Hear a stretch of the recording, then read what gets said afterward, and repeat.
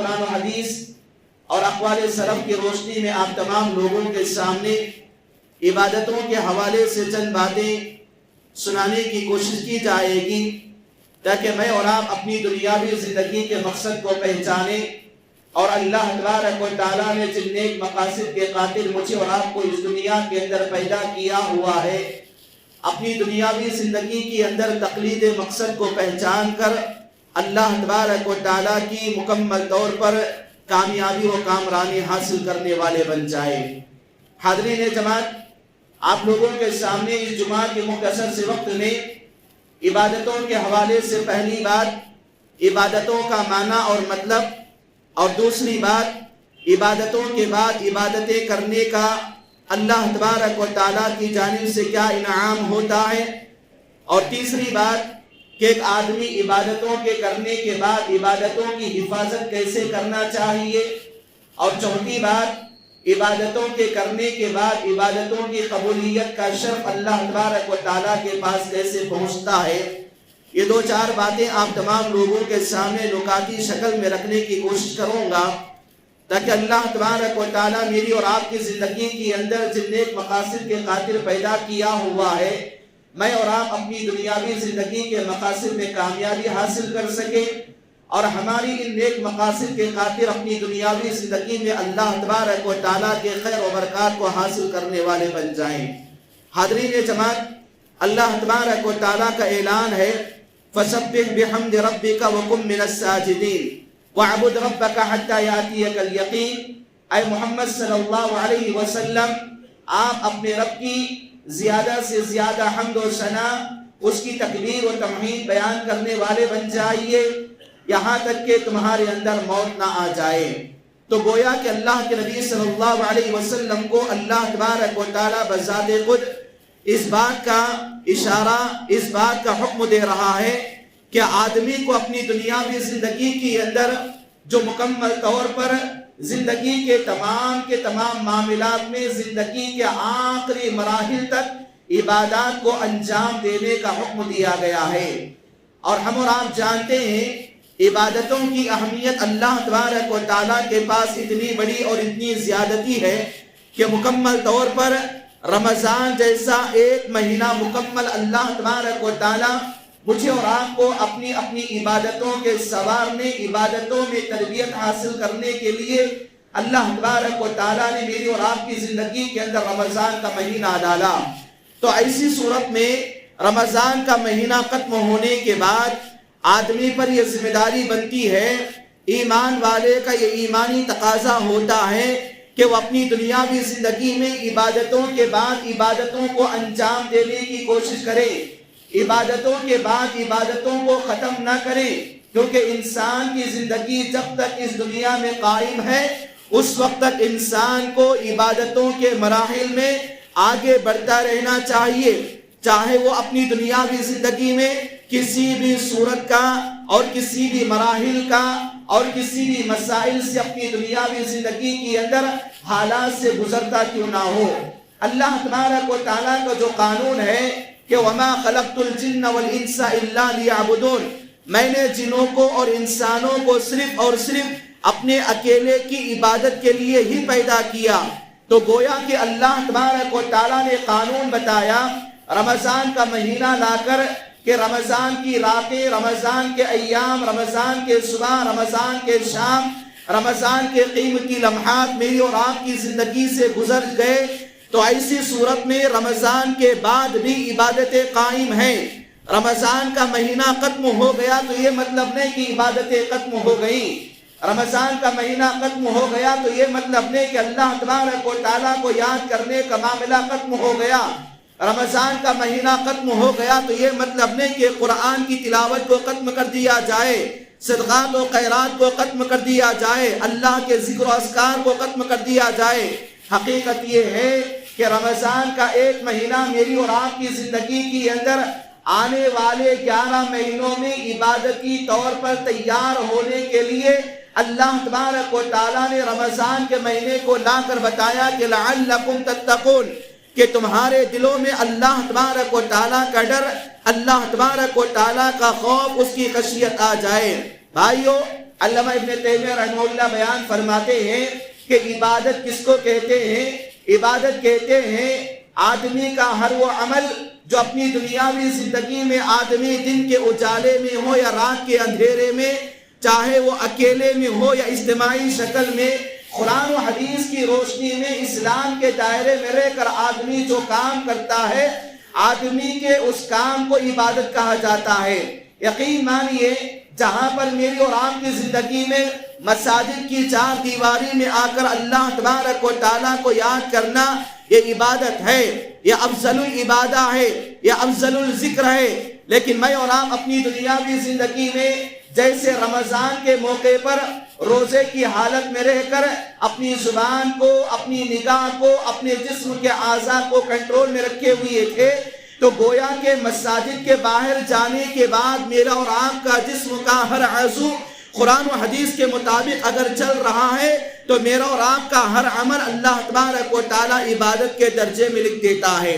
مثال کے طور پر جیسا کہ بتایا گیا کہ آدمی کے جسم سے ظاہر ہونے والا ہر عمل اگر کتاب و سنت کے مطابق ہو، ایمان کی حالت میں ہو، ثواب کی امید سے آدمی وہ کام کر رہا ہو، تو ایسے آدمی کے ہر عمل کو اللہ تبارک و تعالی عبادت کا درجہ دیتا ہے۔ مثال کے طور پر میں اور آپ دیکھیں، ایک آدمی کا چلنا پھرنا، سونا جاگنا، اٹھنا بیٹھنا، کھانا پینا، لین دین، خوشی غمی، اچھائی اور برائی سے بچنا، ان تمام کے تمام چیزوں میں آدمی اللہ تبارک و تعالیٰ کے قوانین پر عمل کر کے شریعت کے دائرے میں رہ کر زندگی گزارتا ہے، تو ایسے آدمی کا ہر عمل اللہ تبارک و تعالیٰ کی نگاہ میں عبادت کا درجہ رکھتا ہے۔ اور یقین مانیے اللہ تبارک و تعالیٰ نے میری اور آپ کی زندگی کو عبادت ہی کے لیے بنایا ہے، اور عبادت کے علاوہ میری اور آپ کی زندگی کے اندر کوئی اور بڑا مقصد نہیں ہے۔ اسی لیے ایک مسلمان کا کھانا پینا بھی عبادت ہے، سواری کرنا بھی عبادت ہے، کپڑے پہننا اتارنا بھی عبادت ہے، بیت الخلاء کو جانا اور آنا بھی عبادت ہے، چپل پہننا عبادت ہے، پیر سے چلنا عبادت ہے، آنکھوں سے دیکھنا عبادت ہے، زبان سے بولنا عبادت ہے، اپنے منہ سے چکھنا عبادت ہے، کانوں سے سننا عبادت ہے۔ لیکن ان تمام چیزوں کے اندر آدمی کیا کرے، کیا دیکھے، کیا سنے، کیا بولے، کیا پکڑے، کہاں جائے، اسلام نے، شریعت نے جن چیزوں کے اندر دائرے میں بتایا گیا ہے، ان تمام چیزوں کے مطابق اگر آدمی اپنے پارٹس آف باڈی کا اسلامی نیچرل کے مطابق اگر عمل کر لیتا ہے، اس آدمی کا ہر عمل عبادت میں لکھا جاتا ہے۔ اسی لیے میں اور آپ اپنی دنیاوی زندگی کے اندر رمضان کے مہینے میں جیسے اپنے جسم کے اعضاء کو کنٹرول میں رکھے ہوئے تھے، رمضان کے بعد بھی اپنے جسم کے اعضاء کو کنٹرول میں رکھنا یہ عبادت ہے۔ رمضان کے مہینے میں جیسے میں اور آپ اپنے آپ کو غصے میں قابو میں رکھے تھے، زبان کو کنٹرول میں رکھے ہوئے تھے، جھوٹی گواہیوں سے بچتے بچاتے ہوئے تھے، اور لوگوں کے درمیان نگاہوں کا غلط استعمال کرنے سے بچتے بچاتے ہوئے ڈر ڈر کر اللہ تبارک و تعالیٰ کی زندگی گزارنے کے مطابق، تو ایسی صورت میں رمضان کے بعد بھی یہ اعمال ہے۔ اسی لیے اسلام یہ طریقہ بتاتا ہے کہ فَسَبِّحْ بِحَمْدِ رَبِّكَ وَكُن مِّنَ السَّاجِدِينَ، تم اللہ تبارک و تعالیٰ کی حمد و ثنا بیان کرتے رہو، اللہ کی تعریف بیان کرتے رہو، وَاعْبُدْ رَبَّكَ حَتَّى يَأْتِيَكَ الْيَقِينُ، اللہ کی عبادت کرتے رہو جب تک کہ تم کو موت نہیں آتی۔ موت کے آنے تک میری اور آپ کی زندگی میں عبادت ہی عبادت لکھی گئی ہے، اور جب تک میری اور آپ کی زندگی میں سکرات کی حالت نہیں آتی، غرغرے کا وقت نہیں آتا، بستر مرگ پر میں اور آپ نہیں چڑھیں گے، اس وقت تک میری اور آپ کی زندگی کا ہر لمحہ اللہ تبارک و تعالیٰ کی عبادات میں لکھا جاتا ہے۔ قربان جائیے اسلاف امت رحمہ اللہ کی زندگی کے بارے میں آتا ہے، وہ اپنی زندگی کے آخری لمحات میں بھی عبادات کو چھوڑنے کے لیے تیار نہیں ہوتے تھے۔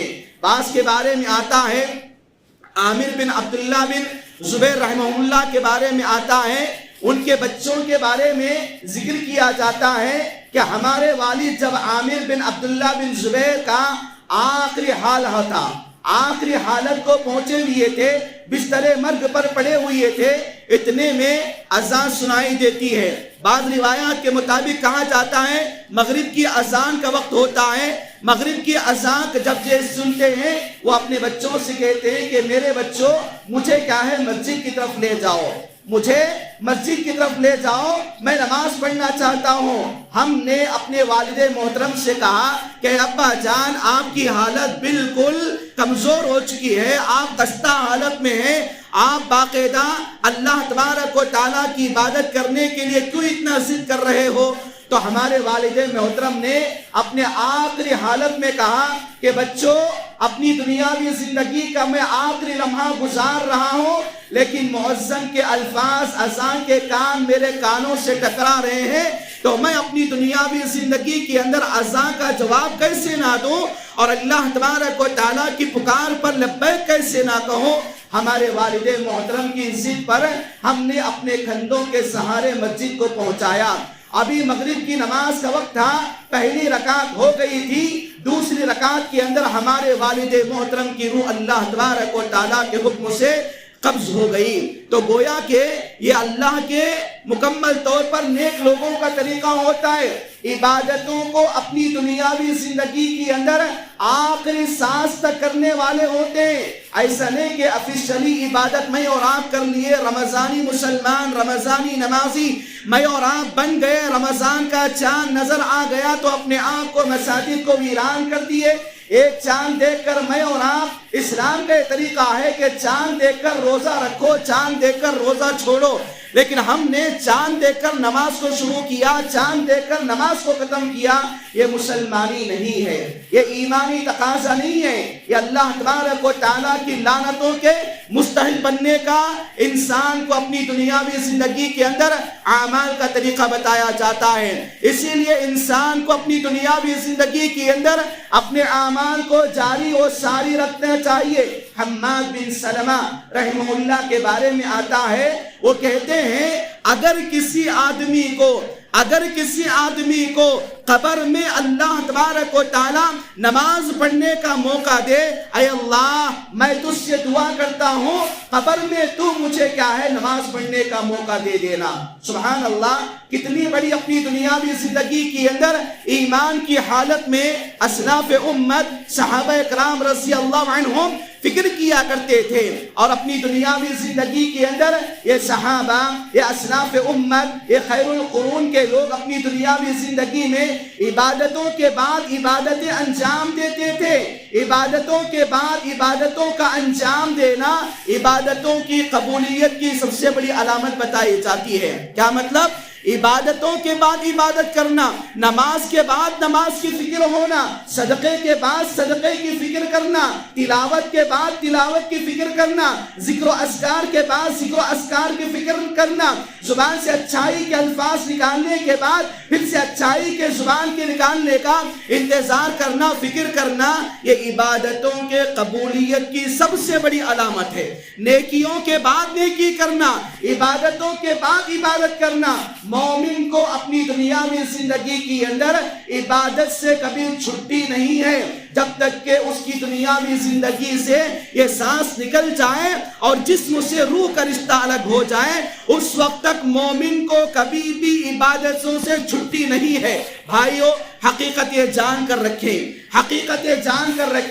کہ آدمی جس حال میں رہے گا اس کی زندگی کا آخری موت کا مرحلہ بھی وہی حصے میں آتا ہے۔ اسی لیے بعض سلف صالحین کے بارے میں آتا ہے، عامر رحمہ اللہ کے بارے میں ابھی جو میں واقعہ ذکر کیا، مغرب کی نماز کے موقع پر جن کا انتقال ہوا، ایسے اللہ تبارک و تعالیٰ ان کو نماز کی حالت میں موت نہیں دیا۔ ان کے پوتوں کے بارے میں آتا ہے، ان کے پوتے ذکر کرتے ہیں کہ ہمارے دادا عامر رحمہ اللہ ہمیشہ دعاؤں کی اندر یہ دعا مانگا کرتے تھے، اللہم انی اسألک المیتۃ الحسنہ، اللہم انی اسألک المیتۃ الحسنہ۔ یہ دعا بار بار ہمارے دادا محترم اپنی دعاؤں کے اندر پڑھتے تھے، جس کا کیا مطلب ہے؟ اے اللہ مجھے اچھی موت نصیب کر، میرا خاتمہ حسن خاتمہ بنا دے۔ ہمارے دادا کو ہم بار بار بولا کرتے تھے آپ کے اعمال صحیح ہیں، آپ کے اعمال اعمال کو ہم نے اچھے طریقے سے دیکھا ہے. آپ تو اللہ کے ولی ہیں, پھر بھی آپ مرنے کے موقع پر اچھی موت کے لیے اللہ تبارک و تعالیٰ سے دعائیں کیوں مانگتے ہیں؟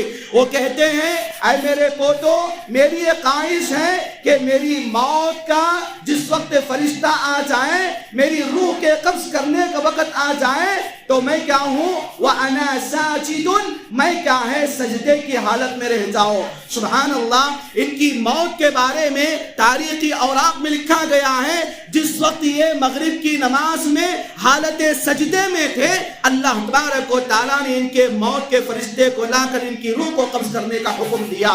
سبحان اللہ. میرے بھائیوں, یہ بات ہمیشہ یاد رکھے, آج کی زندگی کے اندر کب کون کس وقت مر رہا ہے معلوم نہیں ہے. جوان بیٹے کا جنازہ بوڑھے ماں باپ کے سامنے اٹھ رہا ہے.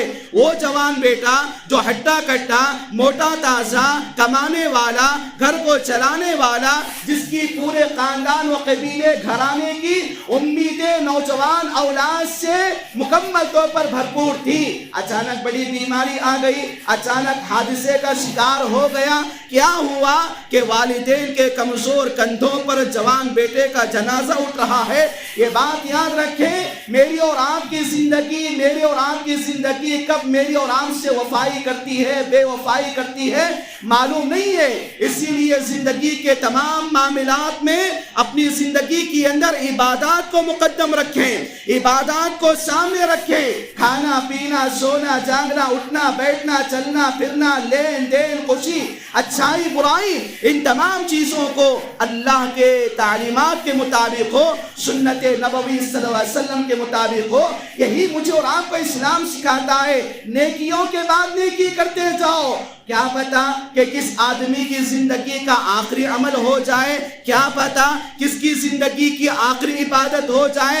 اسی لیے اسلاف کا یہ طریقہ ہوتا, نماز کے پڑھنے کے بعد ایک قیام کرتے, ابھی میں نماز پڑھ کے باہر جا رہا ہوں, اللہ نہ کرے کہ اگلی نماز کے اندر میری جنازے کا اعلان ہو جائے. اسی لیے جاتے جاتے پوری جماعت سے ملاقات کر کے جاتے. یہ سلف کا طریقہ ہوتا تھا, نیکی کے بعد نیکی کرنا. نماز پڑھ لیے, جانے کے موقع پر ایک دوسرے سے ملاقات کر کے جانا, خیر پوچھ کر جانا, حالات کو پوچھ کر جانا. یہ اسلاف امت کا طریقہ تھا. معافی مانگتے ہوئے جانا, کسی کو معاف کرتے ہوئے جانا, یہ اسلاف امت کی زندگی کا آخری مرحلہ پایا جاتا تھا. اسی لیے زندگی کے اندر اللہ تبارک و تعالیٰ کے لیے اپنی عبادت کو آخری عبادت سمجھیں, اپنے ذکر کو آخری ذکر سمجھیں. اللہ تبارک و تعالیٰ نے جس نیک مقصد کے خاطر مجھے اور آپ کو پیدا کیا, عبادتوں کو سامنے رکھیں, عبادتوں کو سامنے رکھیں. عبادتوں میں جو مزہ انسان کو ملتا ہے کبھی اپنی دنیاوی زندگی میں اللہ تبارک و تعالیٰ کے قوانین سے روگردانی اختیار نہیں کرتا.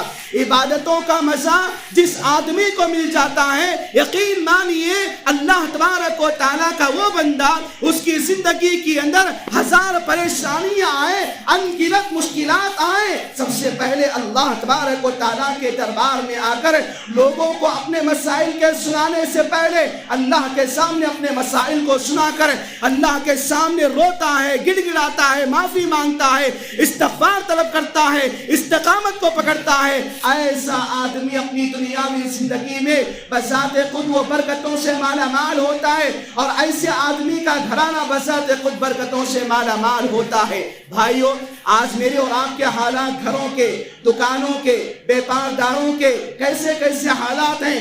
آج کے حالات کے زمانے میں میں میری حالت آپ کے سامنے رکھتا ہوں, آپ اپنی حالت میرے سامنے رکھتے ہیں. میں اور آپ انسان ہیں, ایک دوسروں کے حالات کو سن کر ہنسنے کے بجائے کوئی اور فائدہ میری اور آپ کی زندگی کے اندر نہیں ہوتا. حالات کے مشکلات کا مکمل طور پر حل کرنے والا اللہ تبارک و تعالیٰ ہوتا ہے. لوگوں کے سامنے اپنے مسائل کو سنانے سے زیادہ عبادات کی شکل آئے, عبادات کو اختیار کیجئے, اللہ تبارک و تعالیٰ سے اپنے مسائل کو سامنے رکھیں. یقین مانیے عبادتوں میں جس آدمی کا دل لگ جاتا ہے, اللہ تبارک و تعالیٰ آسمان سے اس کی مدد کے لیے فرشتوں کو اتارتا ہے. جیسے غزوہ بدر کے موقع پر 313 صحابہ کرام رضی اللہ عنہم کے لیے اللہ تبارک و تعالیٰ نے فرشتوں کے لشکر کو اتارا ہوا تھا۔ یاد کیجئے اپنے زمانے کے اندر ایمانی قوت، ایمانی ولولہ، ایمانی جوش، ایمانی جذبہ آج کی زندگی کے اندر بے حد ضروری ہے۔ آج کے زمانے کے اندر میں اور آپ نیکیاں کرنا تو دور کی بات، معاف کرے گناہوں پر گناہ کرنا میری اور آپ کی عادت بن چکی ہے۔ گناہوں پر گناہ کر کے فخر کرنا میرا اور آپ کا طریقہ بن چکا ہے۔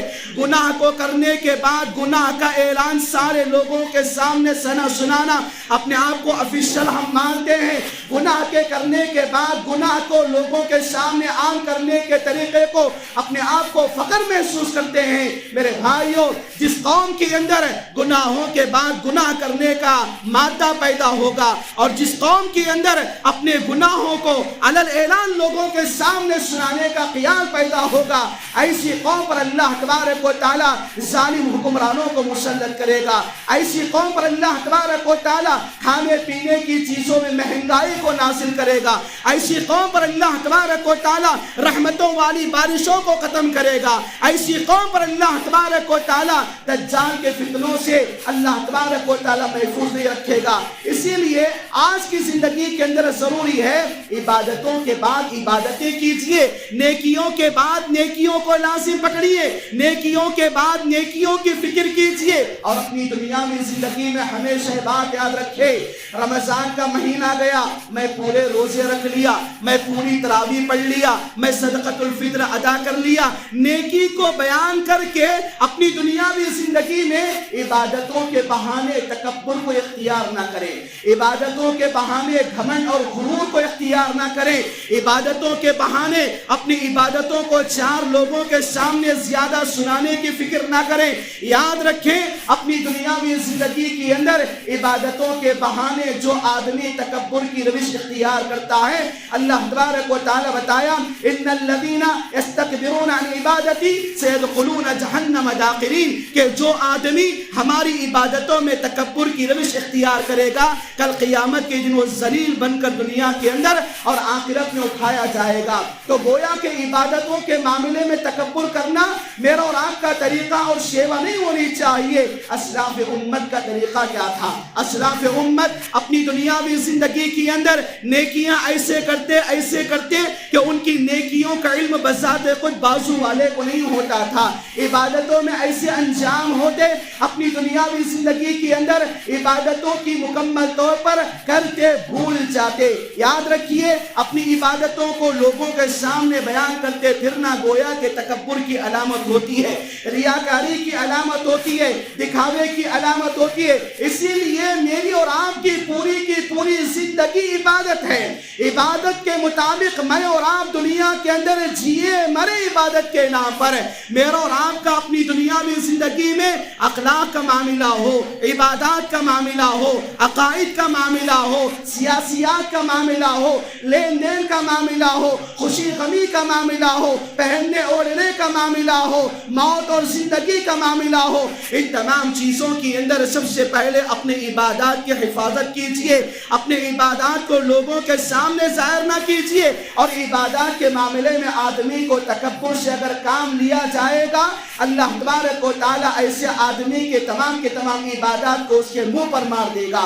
آج وقت کا یہ تقاضا ہے کہ اپنی دنیاوی زندگی کے اندر اللہ کے لیے عبادتوں کو انجام کیجئے، اور خاص کر وہ عبادتیں جو میری اور آپ کی تنہائی میں ہوتی ہیں۔ عبادتوں کی حفاظت، عبادتوں کی قبولیت کا جو ذریعہ ہوتا ہے وہ تنہائی کی عبادت، وہ تنہائی کی عبادت بڑی اہم عبادت مانی جاتی ہے۔ اتنی اہم عبادتیں مجھے اور آپ کو کر کے اس دنیا سے چلے جانا ہے۔ یاد رکھیں بعد اپنی دنیاوی زندگی کے اندر اللہ تبارک و تعالیٰ نے عبادات کے خاطر مجھے اور آپ کو پیدا کیا۔ صرف ایک مہینے کا رمضانی عبادتی مسلمان مجھے اور آپ کو نہیں بننا ہے، بلکہ پوری کی پوری زندگی اللہ کا عبادت گزار بننا ہے، اللہ کی عبادت میں زندگی گزارنا ہے۔ حضرت عبداللہ بن حذافہ رضی اللہ عنہ کے بارے میں آتا ہے، ان کو رومیوں نے یعنی عیسائیوں نے باقاعدہ ان کو پکڑ کے قید کر کے لایا اور کہا کہ اے عبداللہ بن حذیفہ رضی اللہ عنہ، آپ اسلام کو چھوڑ دو، ہم آپ کے لیے مکمل طور پر جو سامنے ایک دیگ میں گرم گرم تیل جو تل ہوا ہے پورے کا پورا کھولتا ہوا ہے، ورنہ آپ کو اس تیل میں ڈال دیا جائے گا۔ اعلان ہوتا ہے، ایک آدمی کو پکڑ کے لایا جاتا ہے، اسلام سے ہٹنے کا اس کو کہا جاتا ہے، لیکن وہ مسلمان رومیوں کے سامنے اسلام کو قبول کرنے کے بعد اسلام سے ہٹنا پسند نہیں کرتا، تو حضرت عبداللہ بن حذیفہ رضی اللہ عنہ کے سامنے اس آدمی کو اس گرم گرم کڑوی کے اندر ڈال دیتے ہیں۔ کڑائی کے اندر ڈالنے کے بعد وہ آدمی وہیں پر انتقال کر جاتا ہے۔ حضرت عبداللہ بن حذیفہ رضی اللہ عنہ کے بارے میں آتا ہے، وہ کہتے ہیں جب میرے سامنے لوگوں نے، رومیوں نے یعنی عیسائیوں نے اسلام کو چھوڑ کر عیسائیت کو قبول کرنے کا بہانہ میرے سامنے رکھا، میں نے انکار کیا، اب مجھے کیا ہے کڑائی کے پاس لے جایا جا رہا ہے۔ تاریخ کے اندر بتایا جاتا ہے جب ان کو کڑائی کے پاس لے جایا جا رہا تھا تو ایسی صورت میں ان کے باقاعدہ آنسو جھلکنے لگے، آنسو آنکھوں سے گرنے لگے۔ لوگوں نے یہ سمجھا کہ عبداللہ بن حذیفہ ڈر کی وجہ سے رو رہے ہیں، ان کو ٹھہرا کرو۔ بعد میں رومیوں کا بادشاہ نے پوچھا کیا بات ہے، کیا موت کی وجہ سے ڈر کر تمہارے اندر آنسو آ رہے ہیں؟ سبحان اللہ۔ حضرت عبداللہ بن حذیفہ رضی اللہ عنہ بیان کرتے ہیں کہ لوگوں، اے رومیوں کے لوگوں، میں اس لیے نہیں رو رہا ہوں کہ میرا موت کا وقت قریب آ رہا ہے، سبحان اللہ، میں اس لیے رو رہا ہوں کہ اسلام کے قاتل آج میرے جسم میں ایک جان اللہ تبارک و تعالی رکھا ہوا ہے۔ اللہ کی قسم اگر میرے جسم کے بالوں کے برابر بھی اگر اللہ تبارک و تعالی میرے اندر جانوں کو رکھتا، میں ہر جان اسلام کے راستے میں قربان کرنے کے لیے تیار ہوتا۔ سبحان اللہ۔ میرے بھائیوں، یہ ہمارے صحابہ ہیں، یہ ہمارے اسلاف ہیں جن کی آخری زندگی بھی عبادات کے مرحلے میں گزرتی، اسلام کے لیے مر مٹنے والے ہوتے، اسلام پر اپنی دنیاوی زندگی کے اندر عمل کرنے کے لیے ہوتے۔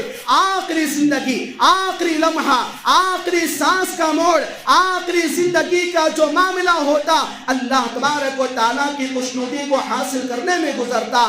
آج کی میں اور آپ اپنی دنیاوی زندگی کے اندر حالات کا جائزہ لیں۔ میری اور آپ کی عبادتیں رمضان میں کیا تھی، رمضان کے بعد کیسی ہیں؟ میری اور آپ کی ذکر و اذکار رمضان میں کیا تھے، رمضان کے بعد کیسے ہیں؟ میں اور آپ بذات خود رمضان میں کیسے تھے، رمضان کے بعد کیسے ہیں؟ ضروری ہے کہ اپنی زندگی کے اندر اپنے اعمال کی حفاظت کیجئے، اپنے اعمال کی عبادتوں کی قبولیت کے لیے اللہ تبارک و تعالیٰ سے فکر کیجئے۔ یاد رکھیے اللہ تبارک و تعالیٰ کے لیے جو آدمی اکیلا اٹھتا ہے، تنہائی میں عبادتیں کرتا ہے، لوگوں کی نظروں سے بچتے بچاتے ہوئے اللہ تبارک و تعالیٰ کے لیے ذکر و اذکار کرتا ہے، دعائیں مانگتا ہے، ایسے آدمی کی اللہ تبارک و تعالیٰ دعاؤں کو فوراً قبول کرتا ہے۔ دعاؤں کو فوراً قبول کرنے کے لیے بہترین جو ذریعہ ہے تنہائی کی عبادتیں، تنہائی کی عبادتیں اپنے آپ پر لازم پکڑے زندگی کی اندر۔ میں اور آپ بند کمرے کے اندر فون میں کیا چیز، تنہائی میں ہونے والے گناہ میرے اور آپ کے آنکھوں سے ہاتھوں سے کیا ہے، اللہ رحم کرے۔ میرے بھائیوں، زندگی کے اندر تنہائی میں عبادتوں کو لازم پکڑے، تنہائیوں میں عبادتیں کریں۔ محمد بن منکدر رحمہ اللہ جو دوسری صدی ہجری کے بڑے عالم دین ہیں، بڑے مشہور عالم دین ہیں، ان کے بارے میں آتا ہے محمد بن منکدر رحمہ اللہ بتاتے ہیں اپنا واقعہ زندگی کا۔ ایک مرتبہ مدینے کے اندر قحط سالی پڑ گئی تھی، اور اتنی قحط سالی آ گئی کہ لوگ اپنے لیے قحط سالی کی وجہ سے پریشان ہو گئے۔ بعد میں مدینے کے لوگوں نے مل کر اللہ تبارک و تعالیٰ سے بارش کی نماز کو پڑھنے کے لیے مشورہ کیا۔ بارش کی نماز پڑھنے کے لیے جب مشورہ کیے، تمام کے تمام اہل مدینہ باہر نکلے، بارش کے لیے نماز کو ادا کیا، واپس آ گئے، لیکن اللہ تبارک و تعالیٰ کا کرنا ایسا ہوا کہ اس دن کوئی بارش نہیں ہوئی، قحط سالی اور بڑھتے گئی۔ محمد بن منکدر رحمہ اللہ بیان فرماتے ہیں میرا یہ معمول تھا کہ میں ہمیشہ عشاء کی نماز کے بعد سے لے کر فجر کی نماز تک مسجد نبوی میں رہنا زیادہ میں پسند کرتا تھا۔ جس موقع پر مدینے کے لوگوں نے بارش کے لیے نماز پڑھ کے دعائیں کیے تھے، بارش نہیں ہوئی تھی، میں اس موقع پر ایک آدمی کو دیکھتا ہوں، ایک آدمی مسجد نبوی کے ستون سے آ کر اپنے آپ کو چھپا دیتا ہے۔ میں نے اس آدمی کو دیکھا، وہ آدمی چھپ کر اندر آ گیا، اندر آنے کے بعد اپنے کپڑوں کو بدل دیا، اور کپڑوں کو بدلنے کے بعد وہ آدمی نماز پڑھ کے اللہ تبارک و تعالیٰ سے کہا، اللہ تبارک و تعالیٰ سے کہا، میں اس آدمی کے الفاظ کو سنا، اے اللہ، یہ مدینے کے لوگ، یہ تیرے رسول کے شہر کے لوگوں نے باقاعدہ تیرے پاس آ کے قحط سالی کے دور ہونے کے لیے بارش کو طلب کیا، لیکن اللہ تبارک و تعالیٰ تو نے بارش کو نہیں نازل کیا۔ اے اللہ، میں تیری ذات کی قسم کھاتا ہوں، میں تیرے نام کا واسطہ لیتا ہوں، اے اللہ تبارک و تعالیٰ تو ان مدینے کے لوگوں پر بارش کو نازل فرما۔ محمد بن منکدر رحمہ اللہ بیان فرماتے ہیں، میں اس آدمی کے دعاؤں کی اندر ایسے ایسے الفاظ کو سنا، ان الفاظ کو سن کر مجھے غصہ آ گیا، یہ کون گستاخ آدمی ہے جو اللہ تبارک و تعالیٰ سے دعائیں کر رہا ہے، اتنے سخت لہجے میں دعا کر رہا ہے۔ میں نے دیکھا اللہ کی قسم اس آدمی کے ہاتھ ابھی نیچے نہیں گرے ہوئے تھے، اللہ تبارک و تعالیٰ کے حکم سے بادل گرج اٹھا اور چاروں طرف بجلیاں کڑکی، اللہ تبارک و تعالیٰ کی رحمتوں کی بارش آ گئی۔ جب وہ آدمی دعاؤں کے ختم کرنے کے بعد بارش آیا اور پورے کے پورے مدینے کے لوگوں نے اس بارش سے اللہ تبارک و تعالیٰ سے فیضیاب ہو گئے۔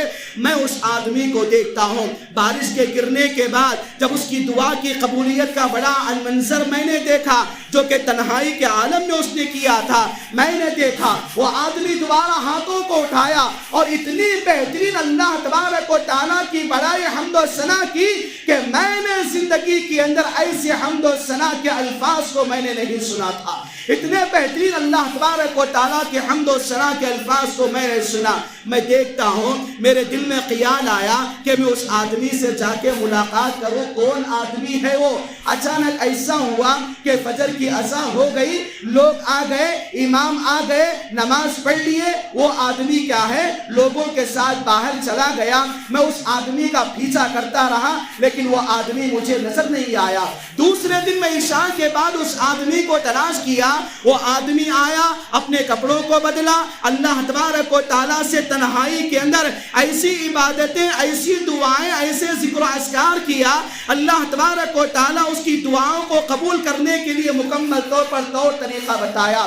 میں اس آدمی کے ملاقات کے لیے فجر کی نماز تک انتظار کیا، نماز ہوئی، میں اس آدمی سے قریب گیا، وہ آدمی لوگوں کے ساتھ مل کر باہر جانا شروع کیا۔ میں اس آدمی کو دیکھا تو وہ آدمی مدینے کے گلیوں میں سے ایک گلی میں ایک گھر میں چلا گیا جس کو میں پہچانتا تھا۔ میں واپس مسجد نبوی کو آیا، مسجد نبوی کو آنے کے بعد اشراق کی نماز میں نے پڑھا، اشراق کی نماز پڑھنے کے بعد میں اس آدمی کے گھر کو گیا۔ وہ آدمی کون تھا؟ وہ آدمی کیا کرتا تھا؟ محمد بن منکدر رحمہ اللہ بیان کرتے ہیں، اس آدمی کو میں نے جس گھر میں داخل ہوتا ہوا دیکھا، اس آدمی کو میں پہچانتا تھا۔ یہ بات یاد رکھیں، عبادتوں کے قبول ہونے کے لیے آدمی کا اسٹیٹس اللہ کے پاس ضروری نہیں، آدمی کا کاروبار، مکان، خاندان، قبیلے کے اللہ کے پاس ضرورت نہیں۔ وہ آدمی کو میں نے دیکھا، وہ آدمی مدینے کے لوگوں کی چپل اور جوتے کی مرمت کرتا تھا۔ سبحان اللہ، کیا کرتا تھا وہ آدمی؟ مدینے کے لوگوں کی چپل اور جوتوں کو سینہ پاکی صفائی کا کام کرتا تھا۔ میں جیسے اس آدمی کے پاس گیا، اس نے میرا بڑا احترام کیا اور مجھ سے کہا کہ محمد بن منکدر، اتنے بڑے مدینے کے عالم میرے گھر پر آئے ہیں، بتائیے کیا مقصد ہے، کیا کام ہے؟ کیا آپ کا کوئی جوتا مرمت کر کے دینا ہے؟ لائیے آپ کے چپل کو، یا آپ مجھے بتاتے میں خود آپ کے گھر کے پاس آتا، آپ کے جوتی یا چپل کو لے کر جاتا، پھر صحیح کر کے لاتا۔ سبحان اللہ، دیکھیں کتنی بڑی عزت ہے، ایک دوسرے کا اہتمام اہل علم کے درمیان۔ ایک آدمی جو چپل کا کام کر رہا ہے، ایک آدمی جو بڑے طبقے کا عالم ہے، دونوں کے درمیان کیسا ریسپیکٹ اور احترام اسلام کے اندر بتایا گیا۔ محمد بن منکدر رحمہ اللہ کہتے ہیں کہ نہیں، مجھے ایک بات بتانا ہے، میں آپ سے ایک بات پوچھنا چاہتا ہوں۔ بات یہ ہے کہ میں نے 2 دن سے مسجد نبوی کے اندر جس کو دیکھا، میں یہ پوچھنا چاہتا ہوں، کیا وہ تم ہی ہو؟ کیا وہ تم ہی ہو کہ تمہاری اس دعا کی وجہ سے اللہ تبارک و تعالیٰ نے باقاعدہ رحمتوں والی بارش کو نازل کیا.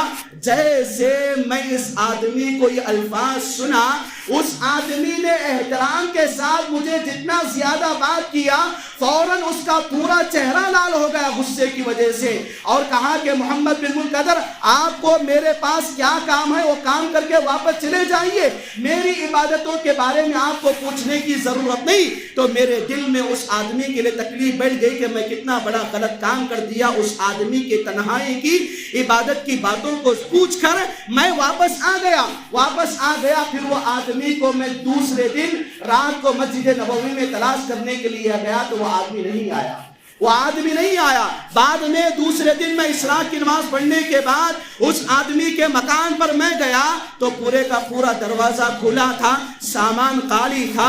میں نے مالک مکان سے پوچھا کہ تمہارے پاس جو کرایہ دار تھا وہ کرایہ دار کہاں گیا؟